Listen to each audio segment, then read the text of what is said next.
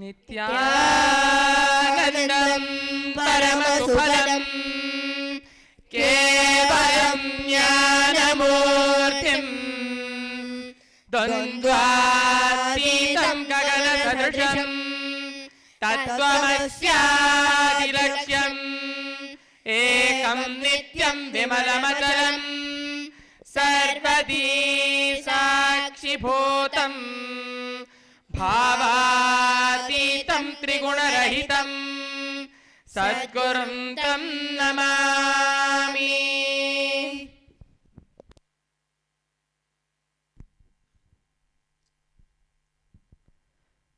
We welcome all the Sri Mahants, Mahants, Kotharis, Tanedars, devotees, disciples, Balasanths, visitors and viewers to this Vaakyaartha Sadhas conducted by Balasanths of Nithyananda Gurukul. Today's topic for the Vaakyaartha Sadhas is hard power and soft power.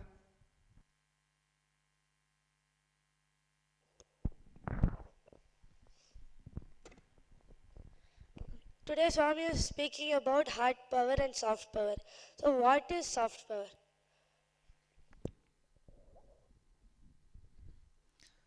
Soft power is all decisions and everything you take through inspiration. Any decisions and everything you do through inspiration is what I feel is soft power.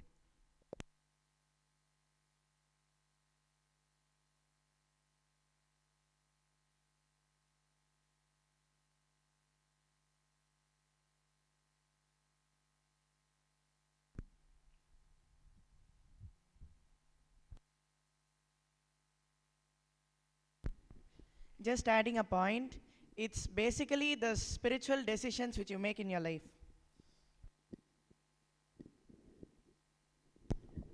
Can you give an example?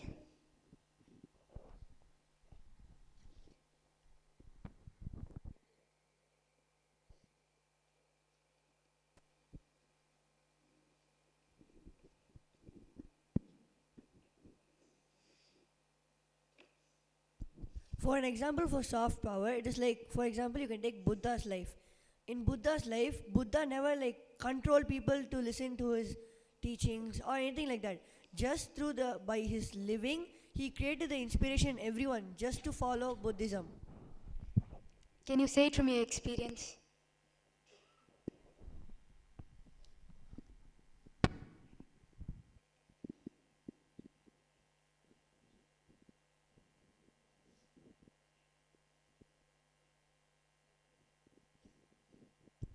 In my life, Swamiji, just by his soft power and his such great inspiration he radiates, just by his inspiration, I just left whatever I used to do in the outer world, and I decided I'll be with Swamiji.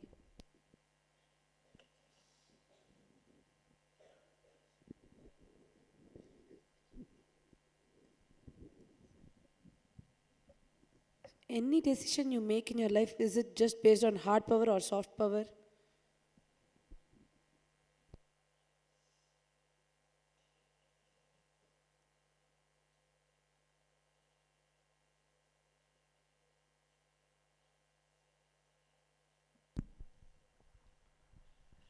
See, it is based on the context from which you take the decision. Like how we told, taking from a spiritual context, it is a soft power. What do you mean by spiritual context? I'll just answer your previous question. Every decision you take, see, our life is full of decisions. So every decision you take, either you decide to sleep or whatever it might be, taking the decision from a soft power or hard power is what matters. So your whole life runs whether you decide based on hard power or soft power.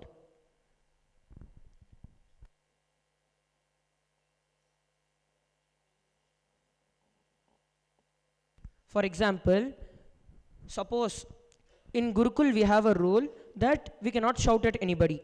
If you are not shouting at anybody or if you are not hitting somebody from the space because it is a rule and law and all that, you are not doing it, then that is from hard power.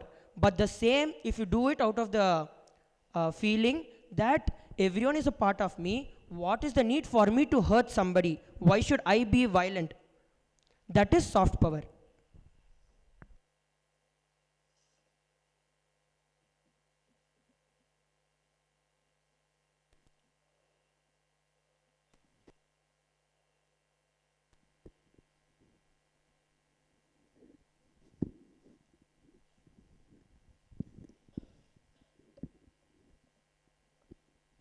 For the previous question, you answered that everything, Ajara Maharaj answered that everything which inspires you, right?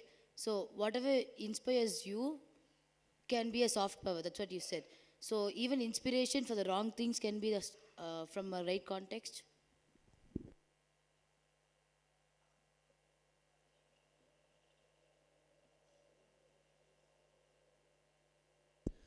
What do you mean by inspiration for wrong things? Could you give an example of what you mean by wrong things?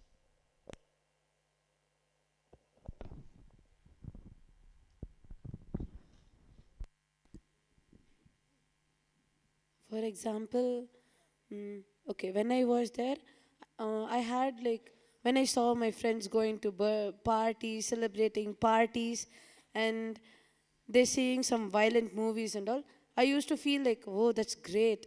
And I used to feel inspired. So something that, but it's not expansive. So it's a wrong thing, right? So then, that's what her example From for her what you question. told, what I understood was more than you feeling inspired, you feel left out. That all of them are watching, why I am not watching? I should also go and watch along with them. I won't call it inspiration. I would call your example as what you told, something which you missed out. Why are they all watching? I also want to go and watch. I wouldn't call that inspiration.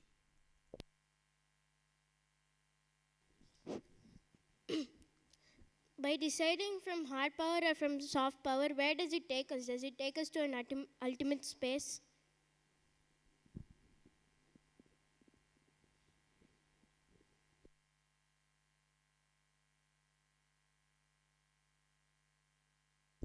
What I feel is any decision you take, anything you do, ultimately like brings you the space of Advaita and enlightenment. So anything you do brings you the space of ultimate. Like how we just learnt in yesterday's satsang, yesterday's Vaakyaartha Sadhas, that it is just basically deciding for soft power immediately will immediately take you to the space of ultimate, whereas when you decide for hard power, it will still take you to the space of ultimate, but the time is more.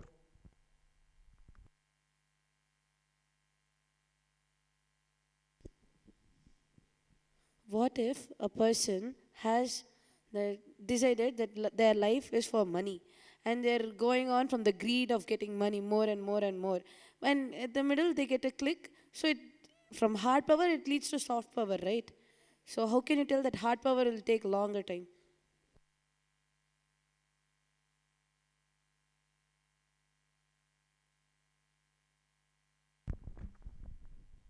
See, you told that if they are greedy for money, they'll run their life wanting for more and more money. But in one point of their life, they'll realize that they don't need the money. They won't feel greedy for the money, and they'll realize and they'll run their life by soft power. So that's what Sundaresha Maharaj meant by it'll take longer time. So when you run by hard power, at one point of life, you will know that what you're doing is wrong, and you will continue in life with soft power. So it'll just take a longer time in hard power.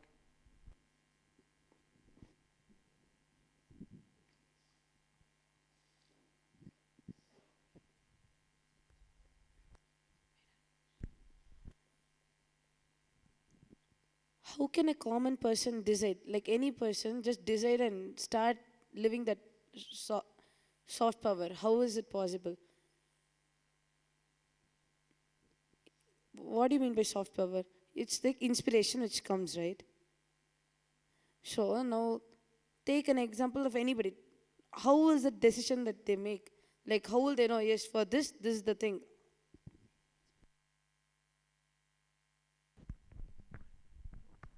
Your question isn't clear. Can you explain your question more?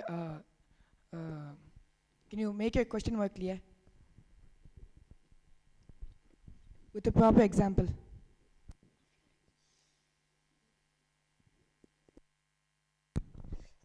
Telling her question clearly. See, we know now that soft power leads to enlightenment quicker compared to hard power.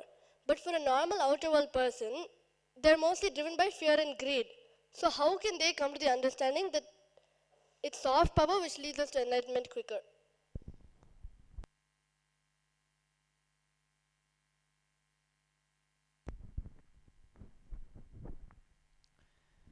See, what I feel is it's based on what you decide and the way you're groomed.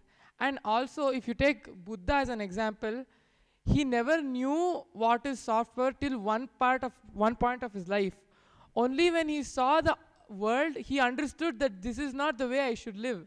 So he just woke up to the reality, which is everything is delusion. That's how he woke up to the reality. So for a common person, it can be like that. Like he might enjoy everything and at one point of his life, he might feel whatever I did till today is all waste because I'm not expanding my spiritual growth in any form. So that might awaken him to follow the soft power. And as Swamiji told in today's satsang, tirelessly deciding for something again and again is what is the most important and will lead you to the space of soft power. Like how Swamiji told, it is not about whether something is right or wrong, but it is about from which context you do it. Like how Swamiji told in today's satsang, that when a person is doing something, like today there was a question raised, like telling that why do so many bad people be rich and they are healthy while good people are still poor and not rich and not healthy. So the understanding which we came up to, which I understood, is that it is completely the person whom we consider as bad has no incompletion or no obstacle for his thinking what his life is. As Swamiji told, you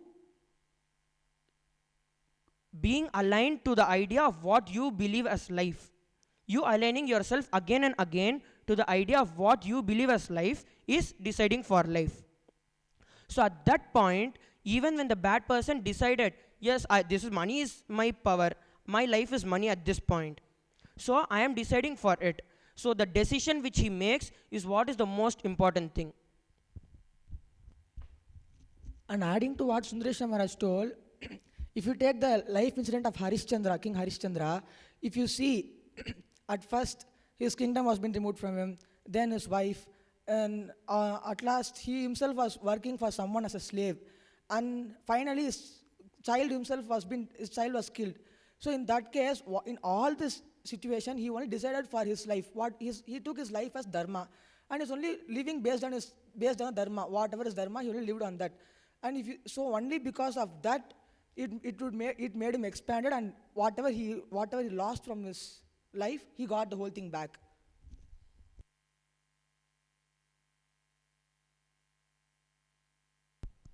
I have a question from my own experience, which I need a little help with.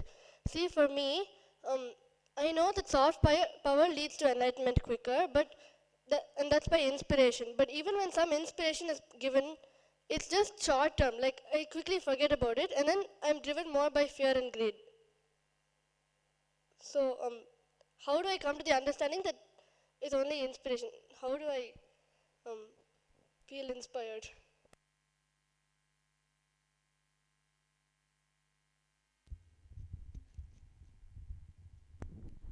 See, for me, whatever I feel from my experience, for me, whenever I come to a problem like this, I just make that cognition strengthen in me. Like that small inspiration can be inspiration for a short time. But if you live that properly and if you decide that more strongly in your life, I feel it will become long term. For me, in my life, if I decide for it more strongly, it helps me. What do you mean you live that properly? Means dropping all your SDHD which you have with that component, and which, see, when you get that understanding, when you get that inspiration in your life, if you get some SDHD with that, slowly that inspiration will go down and you will be unable to decide for life. So if you bring down the SDHD and if you decide that more strongly in your life, and if you keep on remembering that same inspiration again and again, I feel that short-term inspiration will become long-term. How do you bring down the HDHD and make your inspiration more stronger? Like for example, if Shivoham gives you it gives you inspiration. The moment you utter Shivoham, remember that you are Shiva. It gives you inspiration. So when you're in low moods, you start saying that Shiva will not be in low mood, but I'm in low mood, so I don't believe in Shivoham. So when you're in the space of Shivoham, just strengthen the cognition in you. So start bringing that Shivoham inspiration in every part of your life. So even in the low mood, you'll remember Shivoham, get back to the space of inspiration. Is inspiration something internal or external?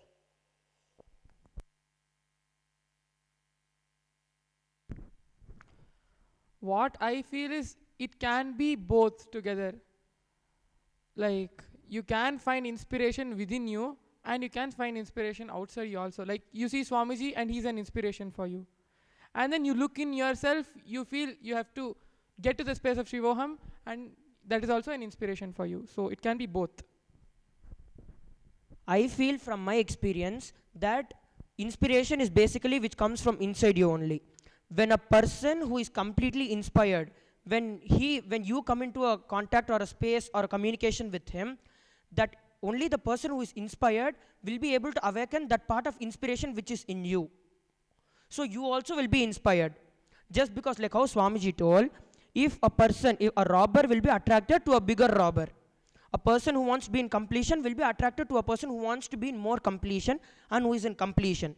Same way, when you really want to get into the space of inspiration, the other person's inspiration, because he's already inspired, when you go to him, that part of you which wants to live, like you want to be inspired to live Advaita.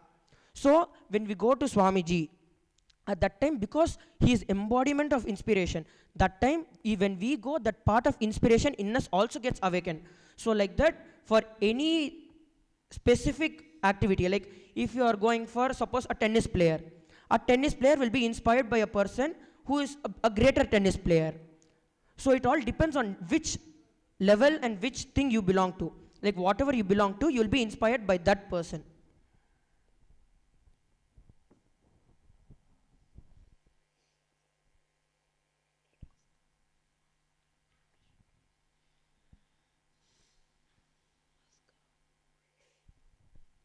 But what I feel is from the example you gave, it is still from outside. Because you see somebody, that part is getting awakened in you. It is want to be directly from inside. It is not that you feel like going to that person. Just because you saw, you feel it awakened in you.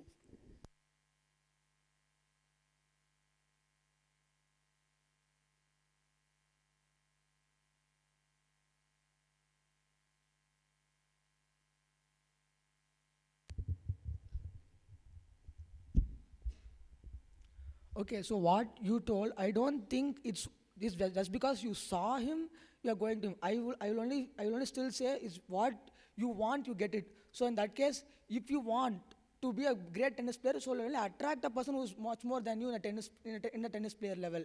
If you want to be in the space of completion, I will only say that you attracted him so that you got him in your life. What you want is what you get. That's what I would say. But from my experience, I didn't even have an idea about what is completion or anything before coming to Gurukul or before meeting Swamiji. Then how was I attracted to Swamiji? Because I didn't even have a thought of having completion or even how much of a powerless I became. I felt, okay, this is how it is supposed to be. Then how is it related to whatever you told?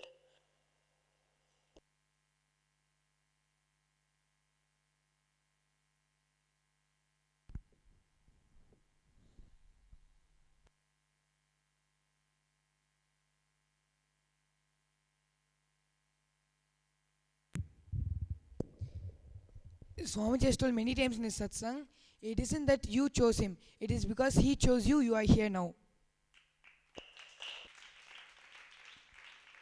Only if he wants you to be here now, you will be here. If that is the case, then what do you mean? Like he told what you attract is what you get. Then we never attracted it. So Swamiji is deciding. Then how are we getting that inspiration? So again, your statement means inspiration is external only, right? Okay, if you listen to Swamiji when in this recent Jayanti, Swamiji told, because all of us gave a missed call to Shiva and past birth, that's why we're all here this time. If you know this, we did give, we did had the purpose of, we did attracted it. That's why we came here right now.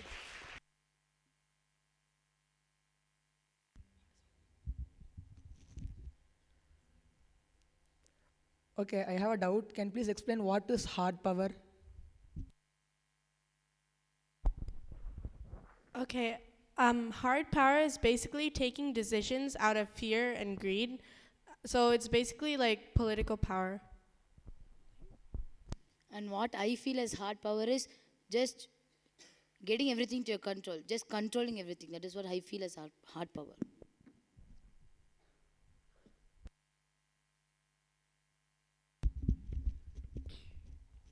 What do you mean by getting everything into your control? Without giving you the right understanding or anything, just want it to be under you. You think that I am the doer, but actually you're not the doer. But you think I am the doer, I want everything to be under me and everything, just controlling everything around you. Could you give an example of hard power?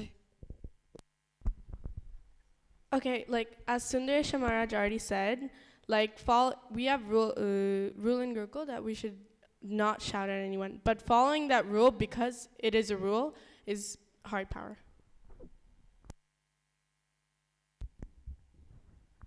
How can you tell you're keeping something under your control when everything is running by the will of cosmos?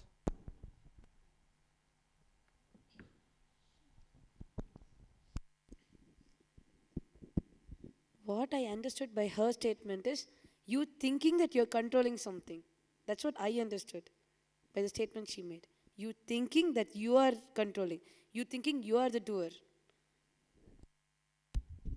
Our understanding, can you tell in a clear way?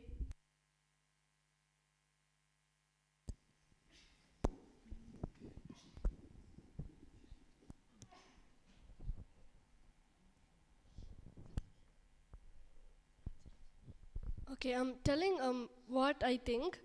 Hard power is like when you think you're in control of everything and everyone has to listen to you without giving them the right context of why they're doing what they're doing, without telling them that exactly, just expecting them to follow you because you think you're doing everything because you think that. A practical example, like how in an outer world school, in a normal outer world school, a teacher tries to get her control over the kids by putting fear, by hitting. So that is hard power. That's the way I understand hard power. What I understand as hard power is, from my experience, well, before I used to feel that no one's listening, and just because of that powerlessness which I had inside, I tried to control people outside. Because I was not strong inside and I was powerless, I started controlling outside. I think that hard power is just that. Just feeling powerless inside, empty inside, and try to control outside. So do you mean by saying that hard power is something which we shouldn't do in our life? Is it something wrong or bad?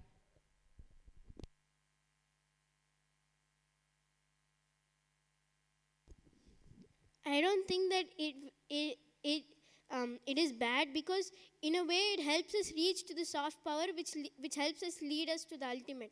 So I can't say exactly it is bad. How can hard power lead you to soft power? Okay, so I'll tell from my experience. Before coming to Gurukul, I used to think that everything should go my way. If it doesn't go my way, I should cry. Then only things will happen. But when I heard that my brother was living such a life in Gurukul he was inspired by him, he was inspired by the way Gurukul kids were living. I felt that being the doer itself and thinking whatever I want in life is not the right thing. So it brought me to the understanding that I have to live spiritually. So I came to Gurukul. Adding a point to what she said, Shakti Dara already told, like, when even if you're living by hard power, at one point you'll realize that that's not the ultimate, and soft power itself is the one which leads to enlightenment quicker. So at one point you'll realize.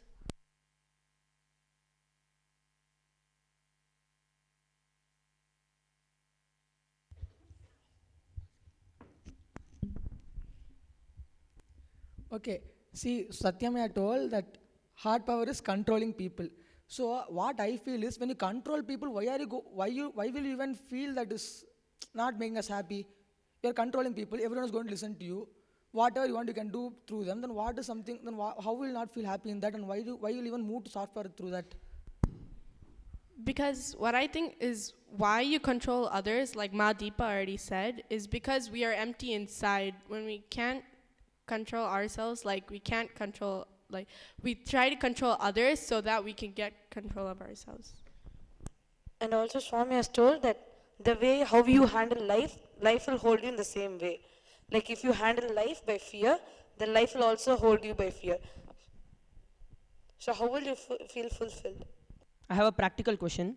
Now, you're telling somebody something and they're all listening to you. Will you feel happy? You're commanding over them and they're all listening to you. Will you feel happy? Immediately, if you are in that situation, you tell.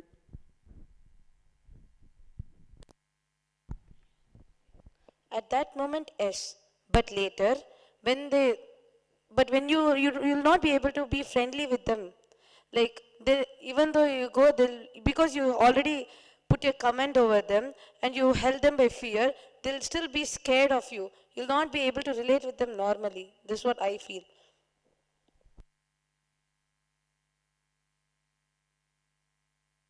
You will never handle them with the space of friendliness or Advaita. You will just directly, because you're powerless inside, you will just start controlling them. Okay, I have a doubt with what Mahadeepa said. You said that when you feel empty inside, you try to control things outside. What do you mean by feeling empty inside?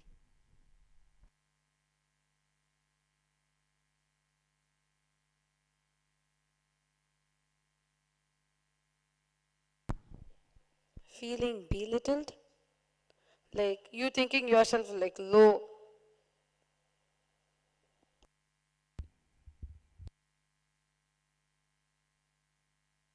Swamiji said in one of his satsang, when you feel inside belittle, then that is the time where you show outside that you're big and you start commanding at people. You start just ruling over people. Unless you feel that, you will never do that. For example, Ravana. Ravana felt he was belittled. He had a low inner image about himself. So he tried controlling people. But still, at that moment, when you're controlling someone, you get that happiness. So, what's wrong in that happiness? You still are happy. See, that happiness is just temporary. It won't last long. You might feel happy at that moment. Oh, they're all listening to me. But after some time, you will realize that that's not the ultimate thing. Because when you feel little inside, see, you do all these things only when you feel powerless inside. And later, when you won't be able to relate to people friendlily, how will you feel powerful? It won't last long. Giving an example to what she told, Ajatashatru, at first he'll go and conquer so many places, so many kingdoms, yet he'll not feel fulfilled inside. He'll think, I'm doing so much, I'm conquering, but still yet I'm not feeling fulfilled. But only after he meets Buddha and realizes that soft power part in him and starts living that soft power, he'll feel fulfilled.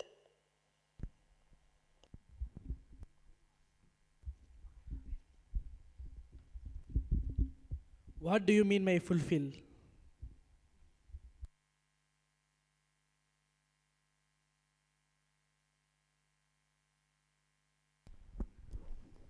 What I feel is with something which brings you to the space of completion, where you feel that, okay, I am satisfied with what I am doing now. What I feel is completion is, you being in the present moment, like whatever is happening now, you're just being with it. Okay, so now I have a doubt. Lopamudra told that being empty is like you feel belittled. In that case, when you are in low self-esteem, why will you even go why you will even go control someone? When you feel low self-esteem, you will only feel, "Ayyo, they are doing much, I am not able to do." In that case, why will you even go control someone? How can you even control someone in that case? When you feel belittled, you try to project your outer image. No, I shouldn't show this. I think I'm low, but I don't want to show this part to people. So you try to prove, no, I'm bigger. You try to prove I'm bigger. Swami told in a satsang about Ravana. He took the example of Ravana and explained this. Can you explain it from your experience so that we get it clearly?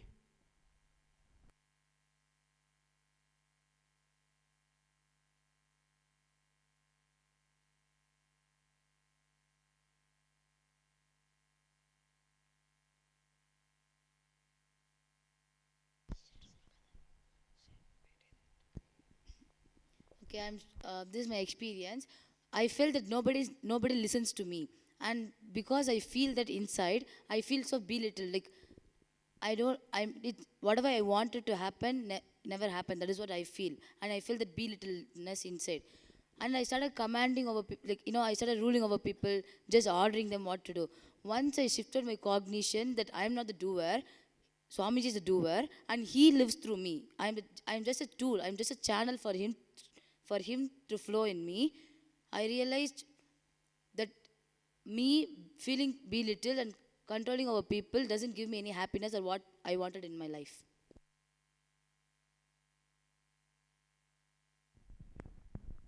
Okay, now I have a question. Just before some time, you all told if you feel belittled, you'll try controlling people. You feel belittled only because you are unable to control yourself. Then, how can you control others? How will others be able to listen to you when you are unable to listen to yourself?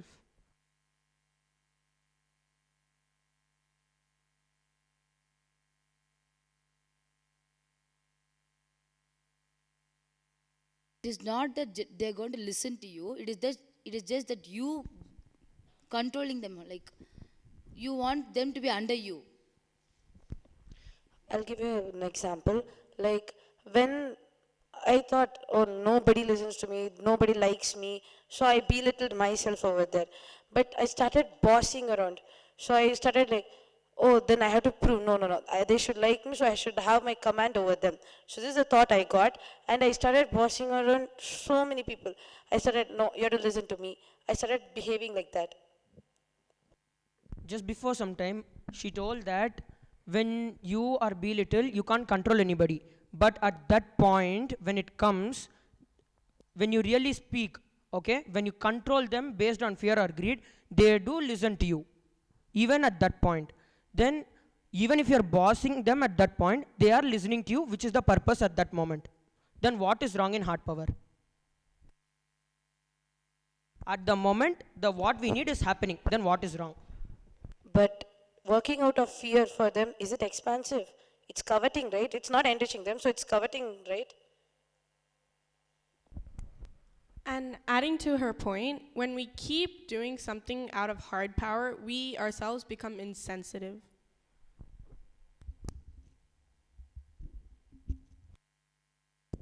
To what do you become insensitive to? To what I think is that we become insensitive to life itself. What do you mean by life?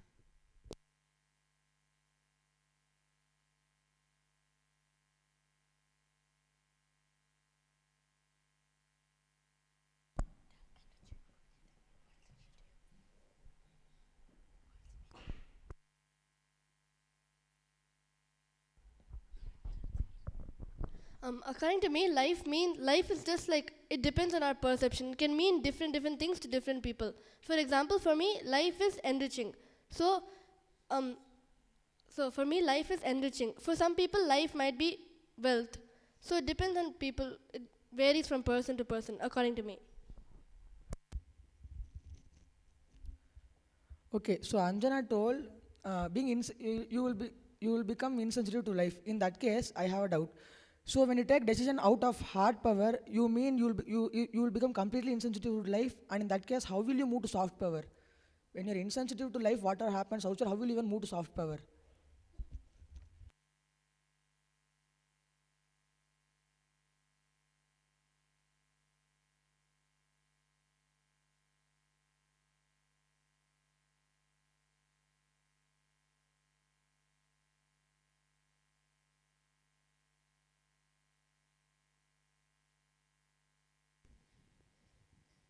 See, what I feel is, like when you're really insensitive to life, like for example, like for me, when I felt belittled, I started commanding others out of fear and greed.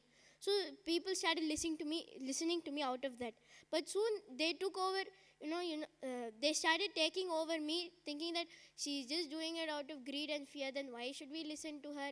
So at that time, I got a click that when we take them through fear and greed, they won't listen to you. After few times, when you tell them, they'll just take advantage of you. So at that time, life hits you, and then you turn into that soft power, that you decide that I should speak from the space of completion, which is like when they feel that what she's doing is, we should be authentic to it.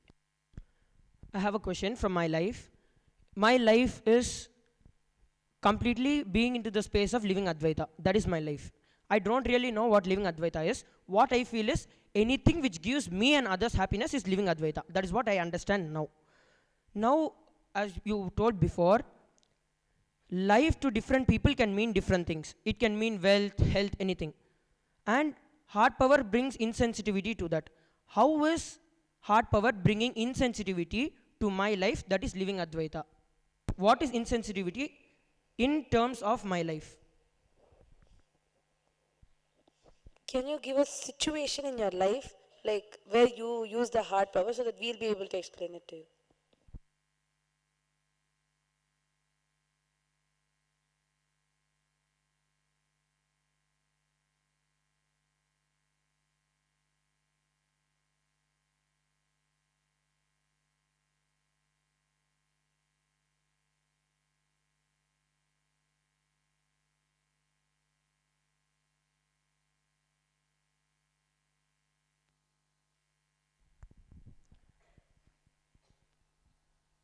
One thing which I felt in my life is that at points, not exactly now, but then at few times when I go into the space of incompletion, I just decide at that point that taking care from the space of soft power will not work, hard power will work. So when I just take on to the thing, like when I shout at people at points, then immediately that control comes and they all listen. In this, how am I how am I insensitive to living Advaita, which is my purpose of life? You told for you living Advaita is you and others being happy, right? But when you shout at people, how will you give happiness to others?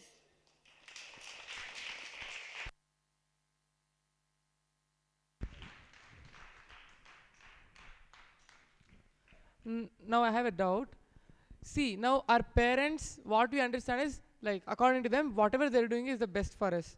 Sometimes they shout at us.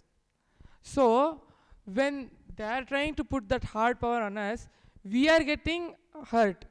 But they are not meaning to hurt, they're trying to make us understand. So, what is it that they're exactly trying to do? Is it hard power or is it soft power?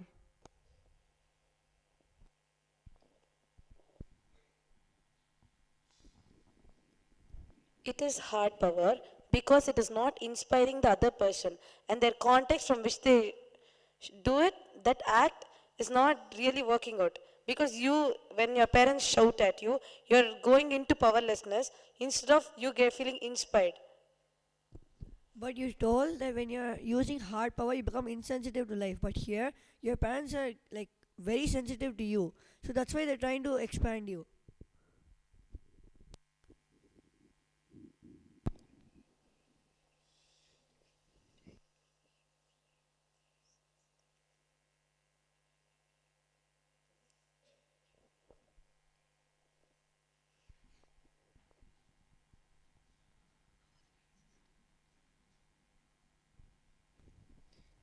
What I feel is, when they shout at you, you feel hurt, but they're still trying to control you out of fear, right?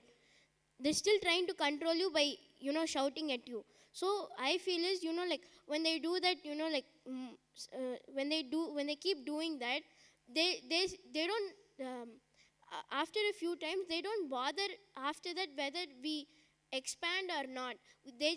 they just think that I have to bring them under control. How do I do that? So it's better I shout at them. So they shout at us, and then, we just get hurt. No, but for example, now you're not studying. So your parents tell you that if you don't study, no TV for 1 week. So they're controlling you by hard power. But still, your parents are having such a great concern for you to study. So that's why they're removing the TV from you. But still, they're having such sensitivity towards your life and towards your studies. So that's why they're doing that. So how is this insensitive to life?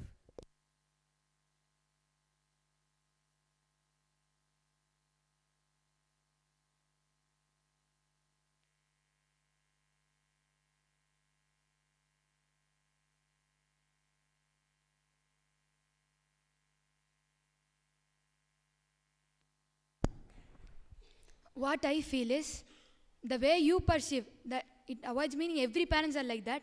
The way you perceive, that's all I feel.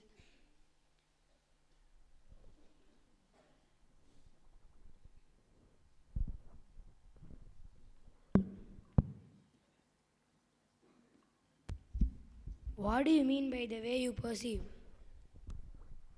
See, so he asked, how do you mean like parents can be even they can use soft power towards us, but how do you mean hard power?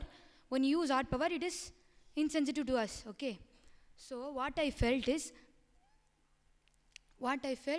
that was how you perceive the feeling in they being insensitive to me. Mainly, I mean the perception, how you feel.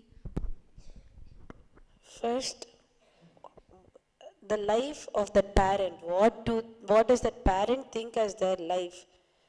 If for example, take example, my parents, my mother thinks, I have to somehow take responsibility. So that is only my life. That's what she thinks. So now when she told that I think my life is for enriching people. So from that context, when she shouts at if she shouts at me, and at that point I'm going into powerlessness, it's not enriching me. Instead, it's pulling me down. She's trying to control me out of fear. And if she puts that same greed in me, again it's pulling me down. So it's not enriching me. So that is being insensitive to life, right? But still, the parent is only trying to make you like for in my example, the parent only made the kid study. The ultimate purpose of the parent is for the kid to study and have a better life. So the parent is being sensitive to the kid. How can you tell the parent is being insensitive to the kid? The parent cares about the kid so much. So that's why the parent is removing the TV from the kid and making the kid study. How is this insensitivity? Even though the parent is shouting, but still ultimate the purpose is for you to get enriched. When parents put only fear, it will avoid, for everyone it will avoid they'll avoid understanding what their parents are trying to do.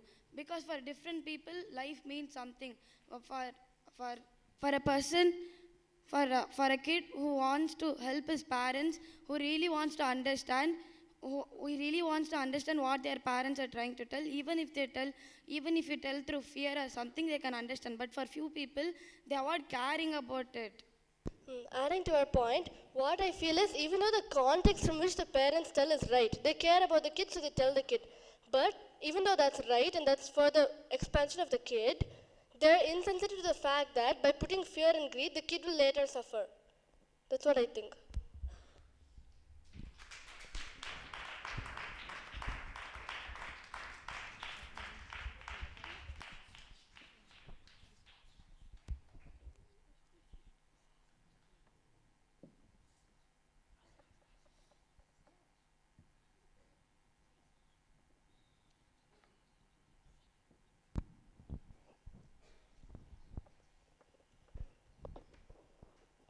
Today Swami spoke about karma, right?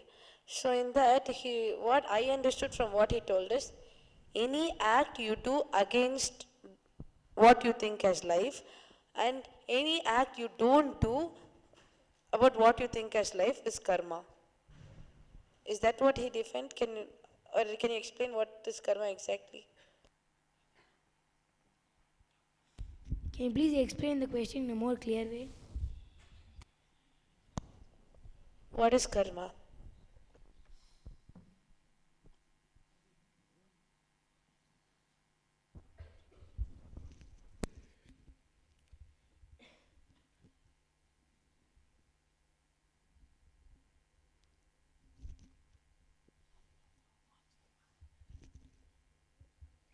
Okay, karma is that which binds you.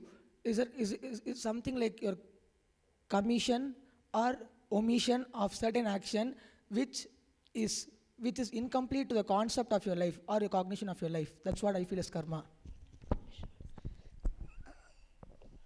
Okay, can you explain what is commission and omission with example? So all of us will be clear in what does that mean.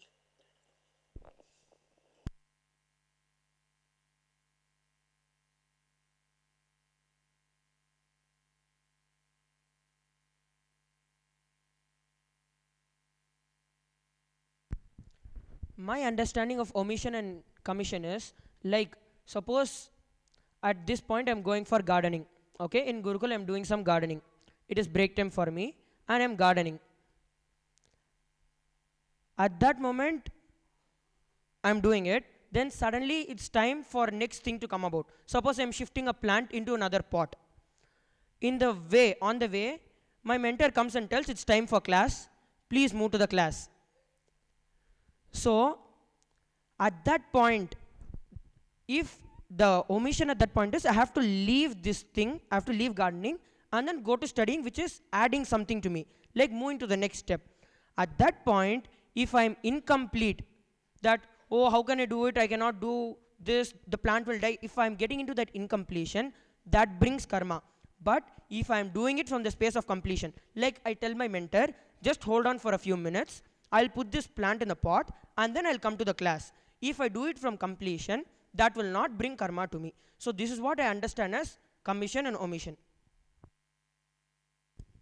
I have a question. In this example, what you told, what is commission and what is omission? I didn't understand.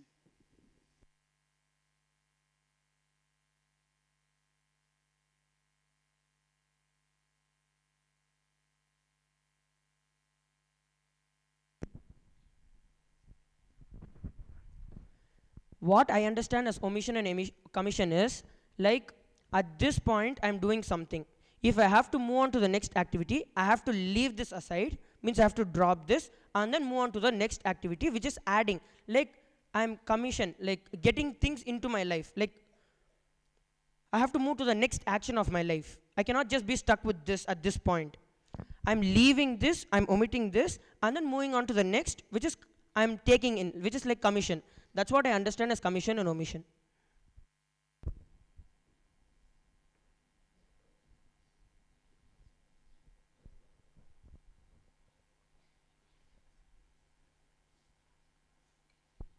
So do you mean to say that omission is just like, suppose you take up some responsibility, you're saying that just leaving it and going away, is that what you mean?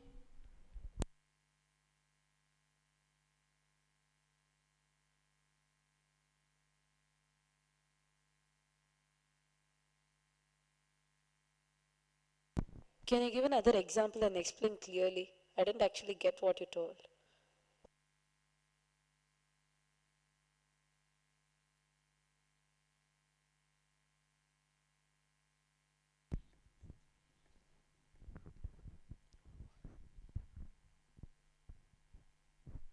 Okay. So first thing I want to make it clear that to my understanding, our whole life is filled with omissions and commissions. Okay. So now every action you do, like now we are having Vaakyaartha Sadhas. Next we have to move on to the next activity. It might be having the next completion session which we have in Gurukul. Now at this point, when we move on to the next activity, I'm not telling just leaving this in the middle. Like when we are having the Vaakyaartha Sadhas, just walking out of the hall. I don't mean that. When I tell that this is over, this part of our responsibility of this at this point is done, when we have to move to the next action of our life. Like we are leaving this, omitting this, and then moving on to the next, which is commission. That time not being incomplete, like due to the side effects of what happened. Suppose I have a feeling, oh God, I did not speak properly today, and all that. And not being incomplete about all that, and still being in the space of completion and moving on to the next activity of your life is what I understand as omission and commission. When we are complete and move ahead, we don't accumulate karma. When we are incomplete about something which happened and we are moving on to the next activity, it brings karma in us.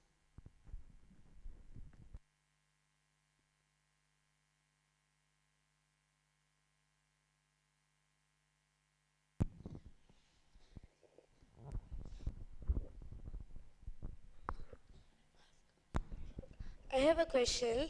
See, is commission and omission related to responsibility? If yes, can you explain?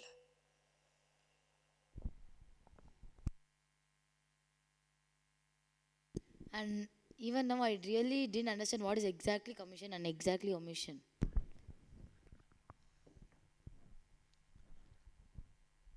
See, as Sundareshwara Maharaj explained, commission is adding on.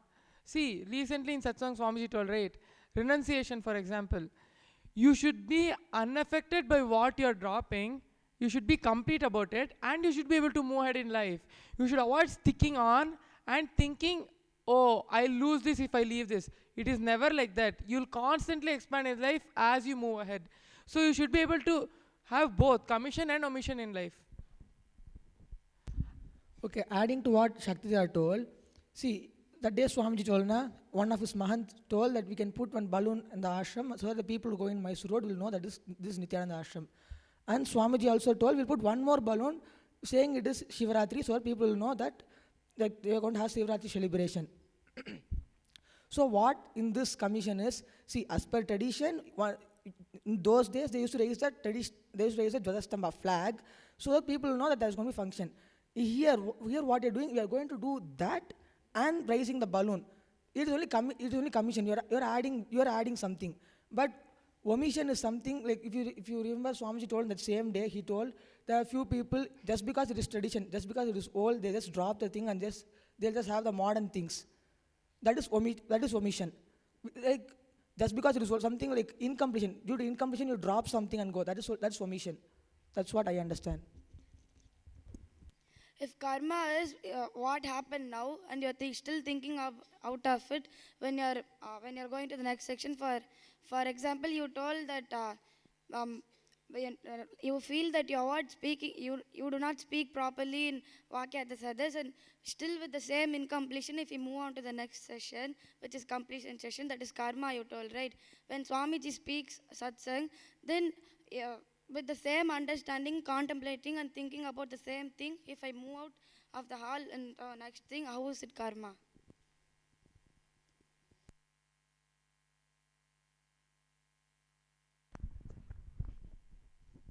Can you put your question more clear? I didn't understand exactly what you're asking. Sundareshwara Maharaj told that, for example, now Vaakyaartha Sadhas is happening. I am incomplete about that. I did not speak properly in Vaakyaartha Sadhas. I just collapsed everything, and with the same incompletion, I'm walking out for the next session in Gurukul. So that is karma for me. Then in satsang, whatever Swamiji speaks, I still contemplate about the same thing and move out to next thing which I'm supposed to do. How is it karma? I don't think when after satsang when you come out by contemplating about what Swamiji told, I don't think that in that point you're incomplete with what you're doing. You are just going to the work and the same time you're contemplating the Swamiji's truths and going. I don't think that at that point you're incomplete. So I don't think that will make your karma. That becomes a part of karma. Just adding to what Adinatha Maharaj told, see, what I understand is you have to keep moving ahead in life. You can't sit with one thing. It is like, for example, what I understand is you eat one morsel of rice and when you're swallowing it, you're not feeling that you're missing it from your mouth. You're just putting it in and you are going to get much more. It is like that, according to what I understand. And even after you come from satsang, you're not doing something useless. You're still contemplating what Swamiji told in satsang. And from your experience, when you come out of satsang, are you incomplete? About what Swamiji speaks and that about your completions and contemplations?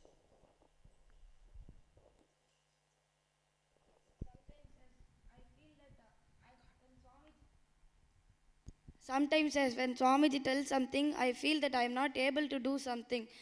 So I am powerless about it.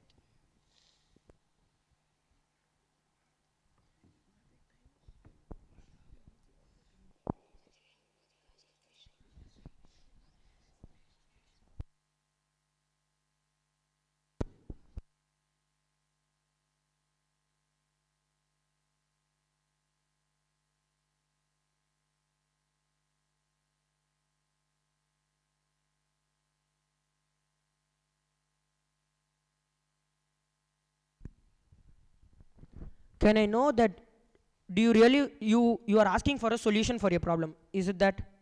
Yes. So in that case, what I will tell is, when you are in the satsang, listen to satsang completely. Swamiji very clearly told that not it is not that only you don't understand. None of us understand the whole thing to level which he tells.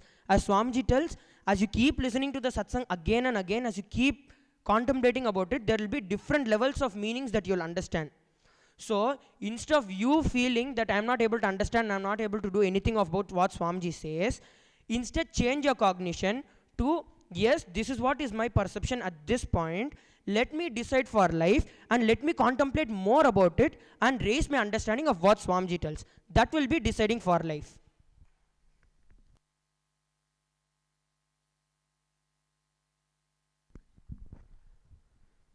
So with this, we come to the conclusion of today's Vaakyaartha Sadhas. We'll finish with the Purna Mantra.